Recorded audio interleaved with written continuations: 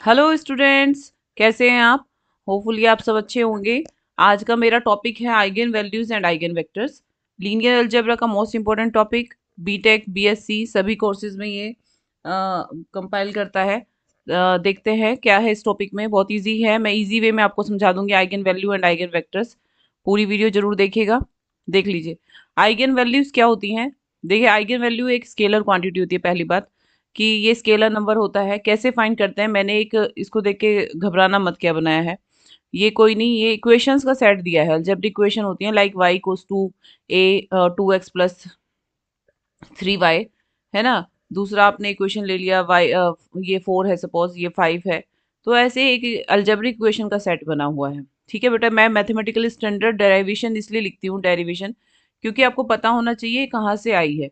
ठीक है, ऐसे डायरेक्ट क्वेश्चंस करेंगे तो आपको क्लियर नहीं होगा कि कहाँ से ऑब्टेन होता है आइगन वैल्यू। इसलिए मैथमेटिकल डिराइव करके जरूर दिखाती हूँ कि मैथमेटिकली कई बार आइगन वैल्यूज शो करने के लिए आ जाए। किसी किसी के पार्ट में होता है कि स्टेट द आइगन वैल्यूज, तो आपको पता होना चाहिए कहाँ से आता है। क्लियर। तो हम क्या कर रहे हैं, ये एक मैथमेटिकल सेट ऑफ इक्वेशन लिया है। a11 x1 a1 2 x2, this is the variables x1 x2 x3 up to xn, सब में x1 x2 x3 x1 है। y1 y2 y3 are the different values, ये अलग वेक्टर सेट है। तो ये y से डिनोट कर रहे हैं, y is here y1 y2 y3, and transpose इसलिए लगा दिया क्योंकि कॉलम वेक्टर्स है ये बेसिकली। तो रो में लिख दिया मैंने, यहाँ ट्रांसपोज लगा दिया। आप कॉलम में लिखोगे तो ट्रांसपोज नहीं लगाओगे। x कैसे सेट है, x1 x2 x3 का सेट है। ये यहाँ पे भी मैंने ट्रांसपोज यूज किया है। ये इक्वेशन 1 सपोज किया है। a कैसा सेट है, a is the coefficient matrix, इसको कोफिशिएंट मैट्रिक्स बोलते हैं, यानी कि coefficient variable coefficient matrix. Okay, देखिए इक्वेशन 1 को हम कैसे राइट कर सकते हैं, that is A y equals to ax में मैंने लिख लिया है ना। तो क्योंकि आपको y मैंने बता दिया है, वेरिएबल एक अलग आपका वेक्टर सेट है y equals to y1 y2 yn, x is the variable set x1 x2 xn, a is the coefficient matrix. Okay, तो ये क्या लिख रहे हैं, ये जो इक्वेशन है लीनियर ट्रांसफॉर्मेशन है। अगर ये अगर सपोज करें this is the linear transformation, if it is satisfy the linear transformation में दो प्रॉपर्टीज होती हैं, वो सेटिस्फाई करनी चाहिए, एडिटिविटी और स्केलर मल्टीप्लिकेसिटी। ठीक है, ये एडिशंस और स्केलर मल्टीप्लिकेशन अगर सेटिस्फाई करते हैं तो वो लीनियर ट्रांसफॉर्मेशन बन जाता है। देखिए कैसे, मतलब मैंने दो स्केलर सपोज किए हैं C1 एंड C2।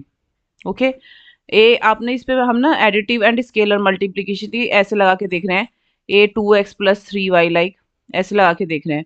तो दो वेक्टर्स ले लिए x1 x2। ओके, तो देखते हैं किस में कन्वर्ट होता है, ये ट्रांसफॉर्म हो जाएंगे तभी इसको लीनियर ट्रांसफॉर्मेशन बोलते हैं। ये मैंने दो वेक्टर्स लिए x1 x2 जो कि वेरिएबल का एंड टपल वेरिएबल्स का सेट है, और C1 C2 are the scalar. तो देखिएगा इसमें अगर हम इसको ऑपरेट करते हैं तो ये ऐसे फॉर्म बनेगी। C1 कांस्टेंट बाहर ले सकते हैं, a के साथ यहाँ प्रोडक्ट लगा दिया, ये प्रोडक्ट लगा दिया, ये ax1 फाइनली अगर दूसरा देखें तो ये ax क्या है, y है। तो ax1 एक दूसरा आपका क्या बन जाएगा, वेक्टर आ जाएगा, वेक्टर में कन्वर्ट हो जाएगा y1। ये y1 लिखा है, दिस इज अनदर y2। ठीक है, तो ये किस में ट्रांसफॉर्म हो गया, दूसरे वेक्टर में ट्रांसफॉर्म हो गया विद स्केलर मल्टीप्लीकेशन। किसके साथ, स्केलर मल्टीप्लीकेशन के साथ। इसी को बोलते हैं लीनियर ट्रांसफॉर्म, कि ये लीनियर प्रोडक्ट एडिटिविटी पे और स्केलर मल्टीप्लिसिटी पे ये किस में ट्रांसफॉर्म हो जाता है, with scalar multiplication with addition, addition के साथ कन्वर्ट हो सकता है। तो तभी हम ही हमेशा क्या लिख देते हैं, यानी कि this is a linear transformation. मैंने क्या लिखा है ऊपर आइएगा, this is a linear transformation which transform vector, जो ट्रांसफॉर्म करता है वेक्टर ए एक्स को किसमें, इनटू एल लैम्डा एक्स में। ए एक्स को किसमें ट्रांसफॉर्म कर रहा है, ए एक्स आपका ट्रांसफॉर्म हो रहा है into lambda Y, sorry that is lambda Y. A x equals to किसमें ट्रांसफॉर्म हो रहा है, लैम्डा एक्स। सही है, लैम्डा एक्स में ट्रांसफॉर्म हो रहा है। तो यहाँ पर हमने क्या लिखा है, ए एक्स इज ट्रांसफॉर्म, यानी कि ये किस में कन्वर्ट हो गया, कंप्लीट हो गया। आपके पास क्या बन गया है, ए C1 x1। तो हमारे पास क्या आ गया है, दिस इज C1 कांस्टेंट लगा दिया, ये ax1 आपको क्या लिख सकते हैं, that is a complete y1 हो गया प्लस C2 y2। तो ये हमारे पास कैसे कन्वर्ट हुआ, y equals to A x equals to lambda X. तो ये हमारा किस में कन्वर्ट हो जाता है, कोई भी ट्रांसफॉर्मेशन अगर a मल्टीप्लाई करते हैं तो उसका हम स्केलर के साथ मल्टीप्लाई कर सकते हैं। यही तो ये दिखाया ना, स्केलर मल्टीप्लिकेशन पॉसिबल होता है। तो ये एक नया ट्रांस वेक्टर में कन्वर्ट हो जाता है, उसको बोलेंगे y। ठीक है, इसको हमने क्या बोल दिया, that is A Y. Y, अब इसको हम कैसे लिख सकते हैं, Y equals to A X lambda X. Lambda is ही हमारा जो ये स्केलर मल्टीप्लाई होता है, स्केलर क्वांटिटी होती है, इसी को हम आइगन वैल्यू बोलते हैं। और इसके कोरस्पॉन्ड जो आता है कन्वर्ट होके वेक्टर, उसको हम क्या बोलते हैं, आइगन वेक्टर।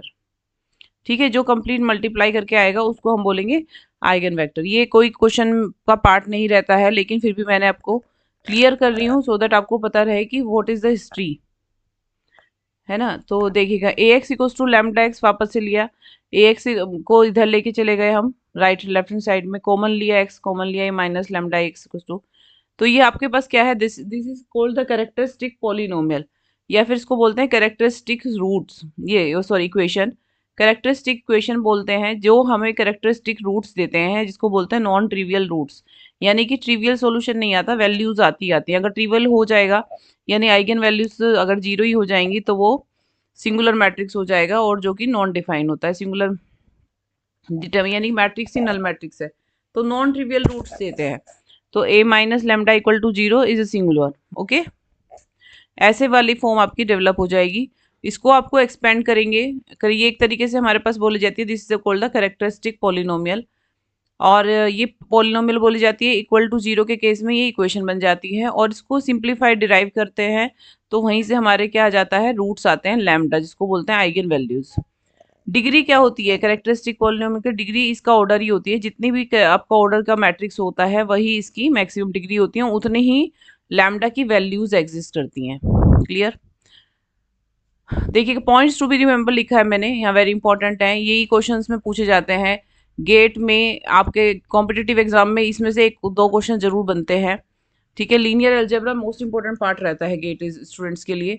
और ये आपके पास पॉइंट हैं, देखिएगा स्पेक्ट्रम क्या होता है, set of the eigen values, if we have the three sets of eigenvalue, three order matrix है, so eigen spectrum will be three.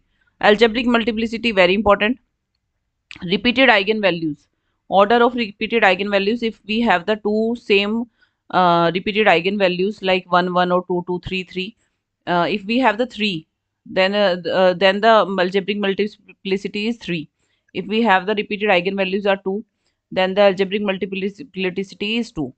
Geometric multiplicity क्या होती है, number of linear independent eigen vectors corresponding to the lambda, जितने भी eigen vectors corresponding to the lambda से, कि आपके पास जैसे suppose we have the eigen values lambda, different eigen values, तो उसमें कितने आपके इंडिपेंडेंट आइगन वेक्टर्स बन रहे हैं, एक आइगन वैल्यू से, है ना, वही उसकी ज्योमेट्रिक मल्टीप्लिसिटी होती है।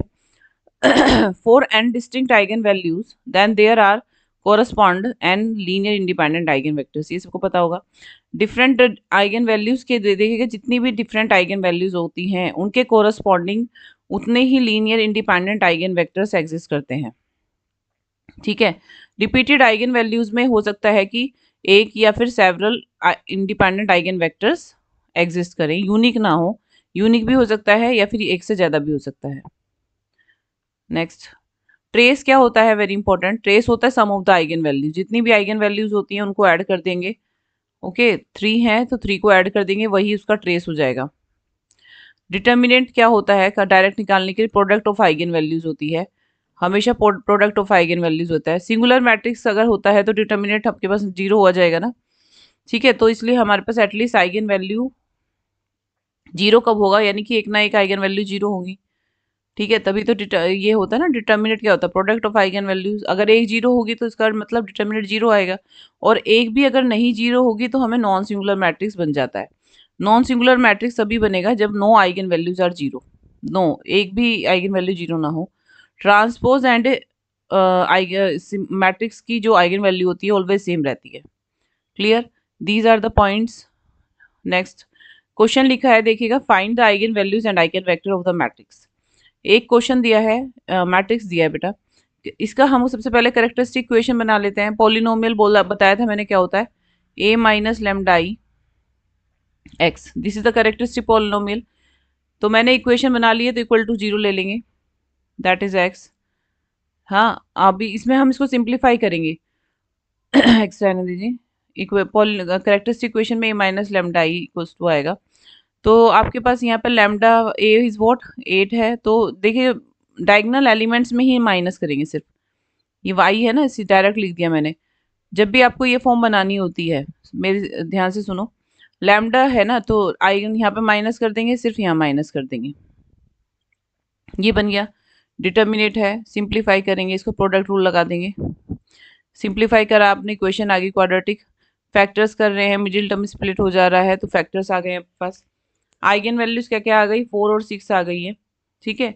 तो लैम्डा इक्वल्स टू 4 पे आपके पास आइगन वेक्टर्स ले लिया x1 x2 सपोज कर लिया है ना, तो इसमें इक्वेशन तब क्या बन जाती है हमारे पास, आइगन वेक्टर के साथ a माइनस लैम्डा एक्स हमने आइगन वेक्टर ले लिया x1 x2। तो सिंप्लीफाई कर देखिए आइगन वैल्यू कोरस्पॉन्डिंग कोई ना कोई ट्रांसफॉर्मेशन तो आएगा ही ना, दूसरा वैल्यू भी आएगा, चेंज हो जाएगा ना वेरिएबल। तो हमने चेंज किया इसको, प्रोडक्ट माइनस किया, माइनस करके मैट्रिक्स ये आ गई। इसमें देखिएगा प्रोडक्ट लग जाती है ना, ये देखो कितने 2/2 का है और ये कितना है 2/1 का, तो प्रोडक्ट पॉसिबल है मल्टीप्लीकेशन। कैसे करते हैं प्रोडक्ट, ध्यान से देखो, 4x1 माइनस 4x2, ओके ये बन गई equal to 0। 2x1 minus 2x2 equal to 0, दोनों इक्वेशन सेम आ गई ना, सेम आ गई तो हमने क्या लिख दिया इसमें, x1 इक्वल टू x2। जब दोनों सेम है तो एक इक्वेशन ही बना सकते हैं, तो दोनों दोनों की सेम इक्वल है तो x1 इक्वल टू x2 आ गई है। तो जब भी ऐसे इक्वेशन केस होता है तो यानी कि ये वेक्टर्स कैसे हैं, रैंक 1 आई है बेसिकली इसकी, ठीक है। अगर आप देखें तो इसमें लीनियर डिपेंडेंट है, यानी कि लीनियर डिपेंडेंट वेक्टर्स हैं, तो यूनिक नहीं बनेगा ये भी सेट देखेगा। तो जब भी x1 इक्वल टू x2 है तो हमने x2 को k ले लिया, k ले लिया तो आपके पास वेक्टर क्या आ गए, के आ गया, यहाँ पर के बाहर ले लिया, दैट इज 1 1। देखो यहाँ पर आपके पास बनी थी, मैं एक बार बता देती हूँ थोड़ा आपको, x1 इक्वल टू x2 आया है। जब भी आपके दोनों से x1 इक्वल टू x2 आ रहा है, यानी ये एक इक्वेशन आ रही है सिर्फ, जब भी दो ऑर्डर का हो और एक इक्वेशन आती है तो उस केस में आपको एक वेरिएबल आपको सपोज करना पड़ेगा। तो मैंने ले लिया late x2 equal to k ले लिया, जब x2 भी k हो गया तो x1 भी k हो गया। तो वेक्टर्स क्या है आपके पास, वेक्टर है हमारे पास x1 equal to sorry x1 x2, vector ये है ना, तो यहाँ रखेंगे तो k हो गया, के बाहर ले लेंगे, के बाहर ले लेंगे तो वेक्टर आ गया 1 1। This is not a unique which is also a set of the linear dependent vector, this is L D का केस है। बाकी ये जो हमारे पास यानी कि 4 के लिए आपके पास क्या आ गया है, एक वेक्टर एग्जिस्ट कर गया है। और सिमिलरली आप 6 के लिए मुझे फाइंड करके बताएंगे, और मुझे 6 के लिए बताइए वेक्टर क्या आ रहा है, मैंने भी फाइंड नहीं किया है, 6 के लिए आप फाइंड करेंगे और मुझे इसको कमेंट बॉक्स में इसका रिजल्ट जरूर भेजिएगा। वीडियो लाइक करिएगा, शेयर करिएगा जिनको ज़रूरत है, ठीक है ना, और इसको सब्सक्राइब कर लेना जिसने भी चैनल सब्सक्राइब नहीं किया। Thank you student.